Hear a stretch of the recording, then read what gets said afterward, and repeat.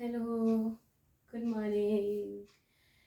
तो I hope आपका दिन अच्छा है। मेरा भी दिन अच्छा ही होगा। अभी सुबह के 5 बज रहे हैं, ठीक है।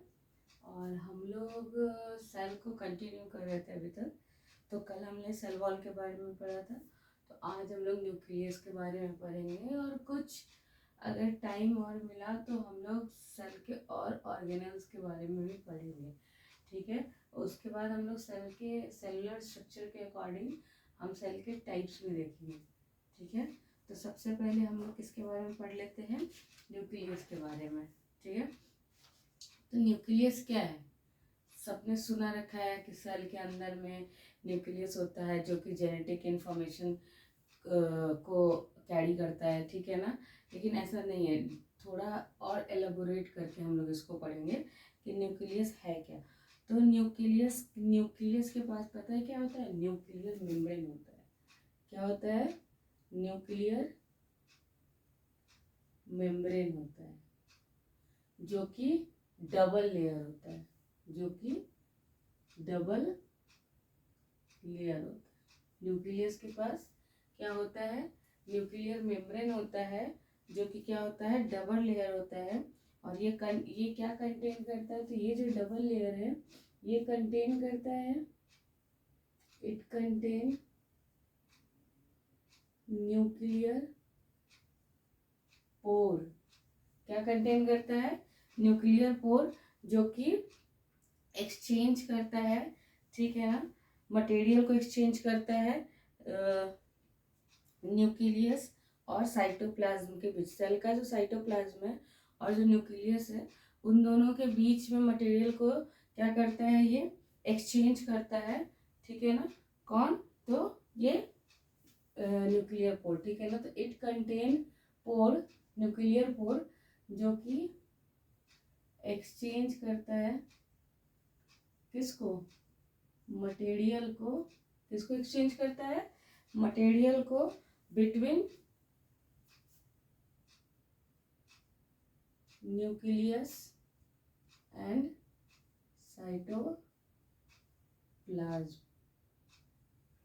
ठीक है ना, साइटोप्लाज्म। न्यूक्लियस और क्या कंटेन करता है? तो it contain chromosomes,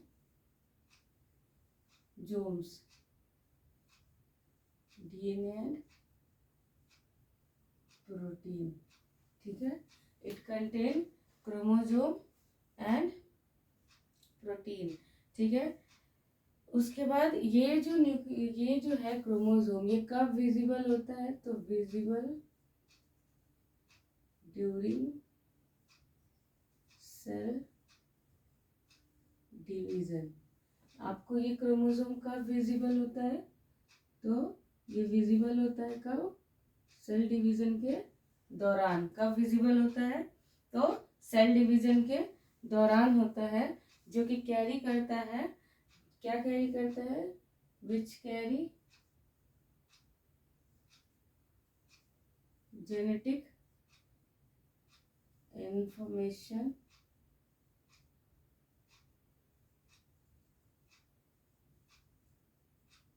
in the form of DNA, in the form of DNA molecules। तो ठीक है ना, न्यूक्लियस के पास न्यूक्लियर मेम्ब्रेन होता है, जो कि डबल लेयर होता है। ये कंटेन करता है न्यूक्लियर पोर, जिसको हम लोग न्यूक्लियर पोर करते हैं। और ये न्यूक्लियर पोर किस चीज़ में हेल्प करते हैं? तो ये एक्सचेंज करते हैं मटेरियल को सेल और न्यूक्लियस सेल का जो न्यूक्लियस और साइटोप्लाज्म है उसके बीच में मटेरियल को एक्सचेंज कराता है। ये जो न्यूक्लियस है कंटेन करता है क्रोमोसोम, जिसके पास डीएनए और प्रोटीन होता है। और ये क्रोमोसोम विजिबल होता है सेल डिवीजन के दौरान, जो कि कैरी करता है genetic information in the form of DNA molecule. DNA stand करता है किसके लिए? तो deoxy ribo nucleic acid, deoxy ribo nucleic acid.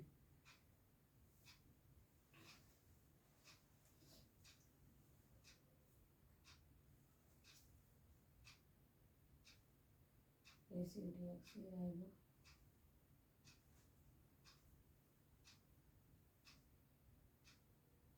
Acid. ठीक है, ठीक है। अब इसके बाद हम लोग क्या देखेंगे, हम लोग देखेंगे कि चलो थोड़ा सा हम लोग देख लेते हैं डीएनए का स्ट्रक्चर। हम लोग क्या देख लेते हैं, DNA sorry sorry sorry sorry sorry nucleus का स्ट्रक्चर। हम लोग क्या देख लेते हैं, न्यूक्लियस का स्ट्रक्चर।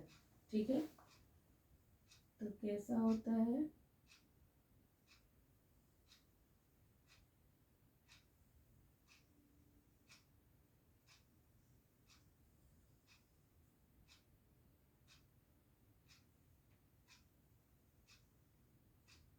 अब इसके पास क्या होते हैं, पोर होते हैं।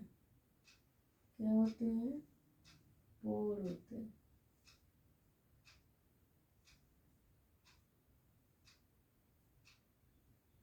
हाँ, इसी को बोलते हैं क्या, न्यूक्लियर पोर।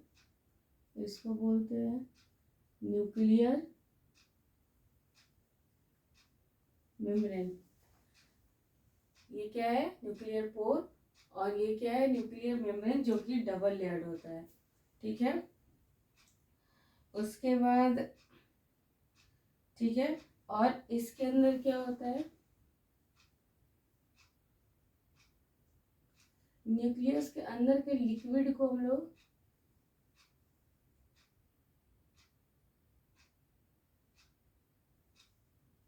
न्यूक्लियोइड भी बोलते हैं। क्या बोलते हैं, न्यूक्लियोइड भी बोलते हैं। ठीक है, और इसके अंदर क्या होता है, हमारा डीएनए होता है,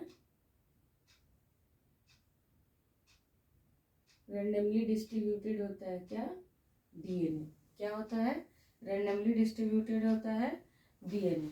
ठीक है, अब एक तो टर्म है कि क्रोमेटिन और क्रोमोसोम क्या होता है।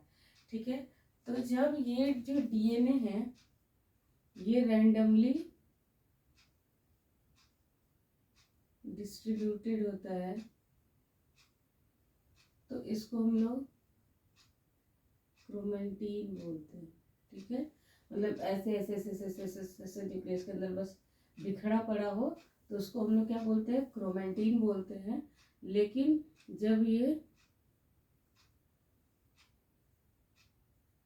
जब डीएनए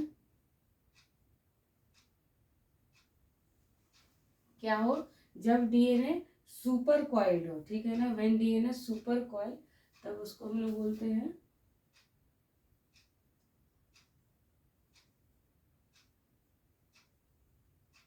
क्रोमोसोम। ये ये क्या है, क्रोमेटिन है। डीएनए है ऐसे बिखरा हुआ न्यूक्लियस के अंदर, क्रोमेटिन है। और जब यही डीएनए ऐसे करके सुपर कॉइलिंग होते जाता है, ठीक है, इसको हम लोग क्या बोलते हैं, क्रोमोसोम बोलते हैं। क्या बोलते हैं, क्रोमोसोम पर बोलते हैं।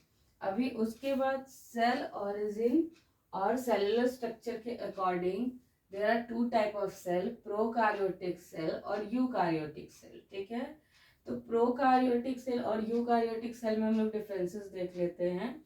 ठीक है, किसके अकॉर्डिंग, सेल ऑरिजिन और सेलुलर स्ट्रक्चर के according there are two type of cell, prokaryotic cell and eukaryotic cell. ठीक है ना, तो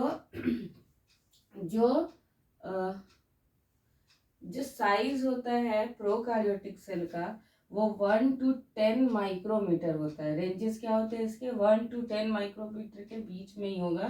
ठीक है, और स्मॉल होता है, मेनली स्मॉल ही होता है, और इसके साइज के रेंजेस ये होते हैं।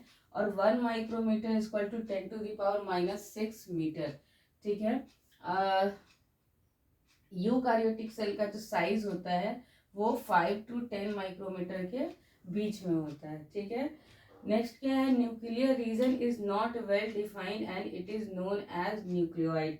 जो न्यूक्लियर रीजन होता है वो वेल डिफाइंड नहीं होता है, लाइक जैसे न्यूक्लियर पोर हो गया, न्यूक्लियर मेम्ब्रेन हो गया। ठीक है, ये सब चीज नहीं होता है, न्यूक्लियोइड होता है और उसी में चीजें बिखरे पड़े होते हैं। ठीक है, न्यूक्लियोइड होता है और उसी में चीजें क्या होती हैं, बिखरे पड़े होते हैं। और इसके पास क्या होता है, सिंगल क्रोमोसोम होता है। प्रोकार्योटिक के पास क्या होता है, सिंगल क्रोमोसोम होता है, एक ही क्रोमोसोम होता है। ठीक है, लेकिन यूकार्योटिक सेल में न्यूक्लियर रीजन वेल डिफाइंड होता है।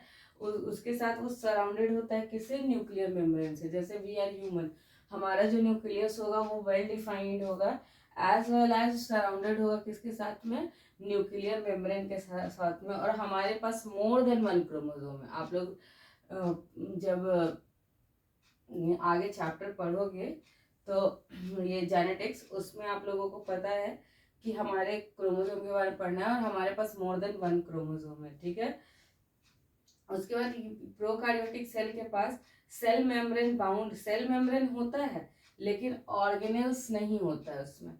सेल मेम्ब्रेन होता है लेकिन क्या नहीं होता है, ऑर्गेनेल्स नहीं होता है। जैसे कि हम लोग ह्यूमन हो गए, प्लांट हो गया, और भी मल्टी सेलुलर ऑर्गेनिज्म हो गए जिनके पास, या यूनिसेलुलर ऑर्गेनिज्म हो गए जिनके पास वेल डिफाइंड न्यूक्लियस है, या फिर बोल सकते हो उसको कि माइटोकॉन्ड्रिया है, गोल्गी अपरेटस है, लाइसोसोम्स है, एक्सेट्रा। तो इसके पास ये सेल ऑर्गेनल्स हैं ही नहीं। सेल ऑर्गेनल्स आपको याद करे पड़ेगा, एंडोप्लाज्मिक रेटिकुलम, गोल्गी अपरेटस, ठीक है, राइबोसोम्स हो गया, और प्लांट माइटोकॉन्ड्रिया हो गया, प्लास्टिड्स हो गए। ठीक है, तो ये सेल ऑर्गेनल्स प्रोकार्योटिक सेल के पास नहीं होता है, लेकिन यूकार्योटिक सेल के पास होता है। उसके पास मेम्ब्रेन भी होता है और ऑर्गेनेल्स भी होते हैं, दोनों होता है। ठीक है, तो प्रोकार्योटिक और यूकार्योटिक सेल का क्या है कि साइज 1 to 10 माइक्रोमीटर होता है और इसमें साइज 5 to 10 माइक्रोमीटर होता है। न्यूक्लियर, हाँ, न्यूक्लियर क्या रीजन क्या होता है, वेल डिफाइंड नहीं होता है, सिर्फ जिसको हम लोग न्यूक्लियोइड बोलते हैं। इसमें जो यूकार्योटिक सेल है उसमें न्यूक्लियर रीजन क्या है, वेल डिफाइंड है, एज वेल एज ये सराउंडेड है न्यूक्लियर मेम्ब्रेन के साथ में।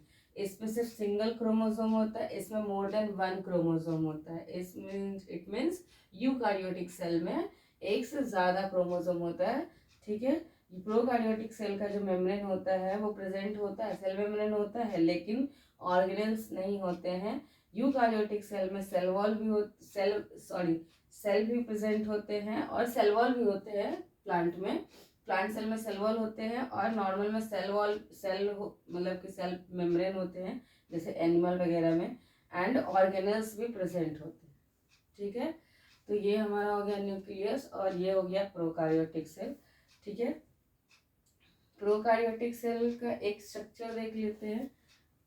मान लो कि ये प्रोकार्योटिक ऑर्गेनिज्म है, इसके पास एक वेल डिफाइंड क्या होगा, फ्लैजिला होगा।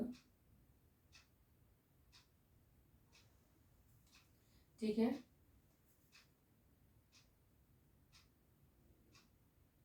ये क्या है, इसका न्यूक्लियोइड है। इसके पास वेल डिफाइंड न्यूक्लियस नहीं है, वेल डिफाइंड न्यूक्लियस नहीं है। ठीक है, राइबोसोम है,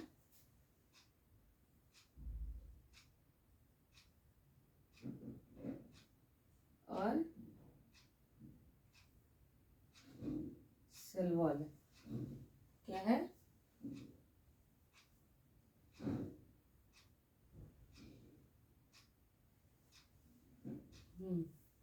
ठीक है। अभी प्रोकार्योटिक और यूकार्योटिक के अकॉर्डिंग, प्रोकार्योटिक और यूकार्योटिक के according there are two type. जो यूकार्योट्स है, ये दो तरह के हैं। ठीक है, एक हम लोग पढ़ेंगे प्लांट सेल और दूसरा पढ़ेंगे हम लोग एनिमल सेल। कौन कौन से ऑर्गेनल्स जो होते हैं जो प्लांट सेल में पाए जाते हैं, कौन कौन से नहीं हो, जो सेल ऑर्गेनल होते हैं जो एनिमल सेल में पाए जाते हैं। एक तो आपने पढ़ लिया कि प्लांट सेल में सेल वॉल नहीं होता है, एक डिफरेंसेस तो हो गए। एनिमल सेल में सेल वॉल, सेल मेम्ब्रेन होता है इंस्टेड ऑफ सेल वॉल। ठीक है, तो ये तो हमने पढ़ लिया है। तो हमने सेल स्टार्ट किया था इंट्रोडक्शन से सेल के, फिर हमने पढ़ा था सेल के थ्योरी के बारे में, फिर हमने पढ़ा था कि सेल के साइज, नंबर, शेप के अकॉर्डिंग क्या होता है। फिर हमने पढ़ा था सेल के कंपोनेंट्स के बारे में, ठीक है। उसके बाद हम लोग पढ़ेंगे सेल के स्ट्रक्चर के बारे में हमें पढ़ना था, जो हमने पढ़ा। उसके बाद हम लोग पढ़ेंगे लास्ट सेल ऑर्गेनेल्स के बारे में, ठीक है। एक एक करके सारे सेल के ऑर्गेनल देखेंगे। तो on this basis of cell origin and cellular structure there are 2 types, ठीक है। आपसे पूछे कि सेलुलर स्ट्रक्चर के अकॉर्डिंग सेल के कितने टाइप होते हैं, तो आप लोग बताइएगा ये। एंड अगर पूछे कि how many types of eukaryote, there are 2 types, plant cell and animal cell, ठीक है। यूकारियोटिक सेल 2 तरह के होते हैं। तो आज का टॉपिक हो गया हमारा खत्म। कल हम लोग सेल ऑर्गेनल के बारे में पढ़ेंगे। मोस्टली हम लोग पहले एनिमल सेल के बारे में करेंगे, या फिर देखते हैं प्लांट सेल के बारे में भी हम लोग कर सकते हैं, ठीक है। तो मैं ये छोटे छोटे वीडियोस बना रही हूँ ताकि आप लोग एकदम छोटे छोटे थोड़ा थोड़ा करके पढ़ो, और अच्छे से पढ़ो, एक एक चीज़ को अच्छे से पढ़ो, और छोटा छोटा नोट्स बनाओ, जो इम्पोर्टेंट लगे वही बनाओ और अपने अकॉर्डिंग बनाओ, ठीक है। अगर अभी अच्छे से सेल पढ़ लोगे तो सेल हमारे फ्यूचर में, आप जब तक बायोलॉजी या फिर मास्टर्स कर रहे हो या फिर पीएचडी कर रहे हो, ये कभी पीछा नहीं छोड़ने वाला है, ठीक है। तो सेल के छोटे छोटे टॉपिक्स में इसी के लिए बना रही हूँ ताकि आपको हर एक टॉपिक का एक हद तक आइडिया हो कि एग्जैक्टली होता है क्या है, ठीक है। अब ये क्लास 9 के अकॉर्डिंग का टॉपिक है, तो उसी के हिसाब से मैं छोटे छोटे टॉपिक्स बना रही हूँ। ज़्यादा भी वास्ट नहीं करना है मुझे और ज़्यादा कम भी नहीं करना है। एक एवरेज तक नॉलेज होना चाहिए कि न्यूक्लियस क्या होता है, इसमें क्या होता है क्या नहीं होता है, वरना तो फिर ऐसे नॉर्मली भी कुछ भी, नॉर्मली की डबल लेयर है और ख़त्म, ठीक है। ऐसे नहीं, ठीक है। थोड़ा सा जानना है डिटेल, और बहुत भी नहीं जानना है कि बर्डन हो जाए कि इतना इतना पढ़ना है, इतना इतना पढ़ना है, तो थोड़ा थोड़ा पढ़ो। अभी मैंने न्यूक्लियस पढ़ा है, कल मैं 1-2 और ऑर्गेनल्स के बारे में पढ़ाऊंगी। तो ऐसे छोटे छोटे वीडियो पढ़ोगे आप 5 मिनट 7 मिनट का, तो बर्डन भी नहीं लगेगा और जल्दी जल्दी क्या हो जाएगा, वो ख़त्म भी हो जाएगा, ठीक है। तो फिर कल मिलते हैं हम लोग, तब तक के लिए बाय। और एक बार आप लोग रिवाइज कर लो।